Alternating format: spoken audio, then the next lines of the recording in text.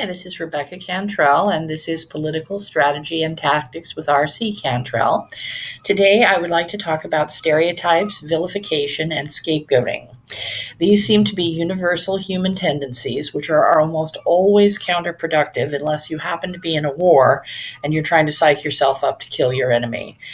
They don't do you any good, and they make you less effective as a political activist. An example of stereotyping, vilification, and scapegoating is what Trump is trying to do to the Muslims and the Mexicans. He's trying to say that they are responsible for the problems of our society, and if we could get rid of them, that these problems could be solved, which is just simply not true.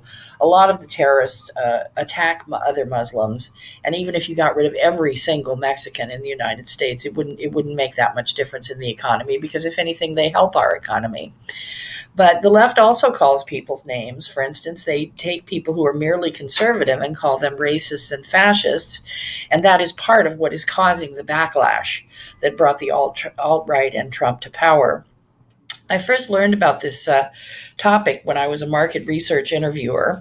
I was doing a survey where I tried to predict people's political party from the answers that they had previously given me on the survey, and I was amazed at how often I was wrong. I was the product of a very extreme leftist environment, and I had just had all kinds of crazy stereotypes about conservatives that just were way, way off bat. And so it really helped me to have that experience. I've also had the experience of being stereotyped, vilified, and scapegoated myself by my political enemies, who used to use the erotic and postmodern elements in my art to brand me as hoochie and crazy, respectively. It turned out that the only reason there were erotic elements in my art was because I was living in a gay neighborhood and experimenting with some of the forms that I saw there. And the same for postmodernism. It was because I went to a school where that was all the rage, and so I experimented with that too. But fortunately, they weren't really crucial to my message, and I was able to drop those elements out and make it much more difficult for my enemies to do that to me. Finally, once when I was a student, I hadn't studied for an exam, but I happened to know the opposite point of view from the one I held because of a previous class that I had been in. And so what I did is that I just sat down and I really wrote on this exam everything about my opponent's point of view, why they might have felt that way, what was true about it.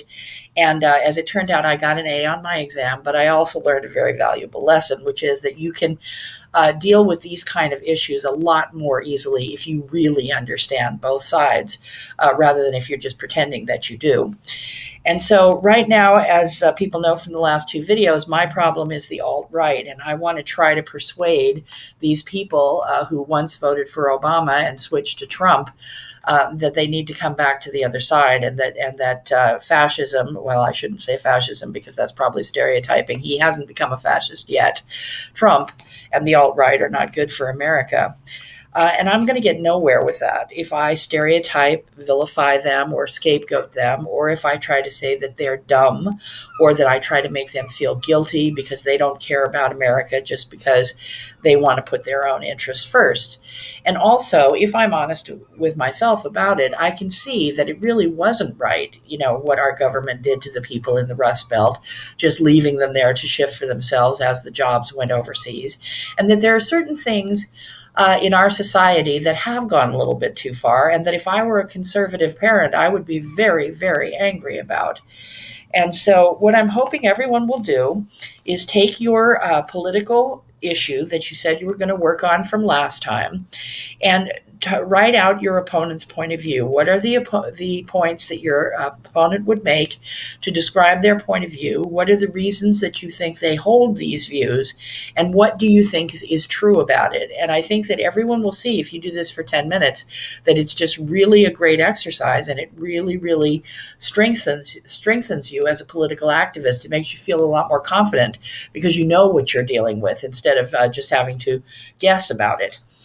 So as usual, if anybody has any comments or requests for topics, please let me know below, and have a nice day. Thank you. Bye-bye.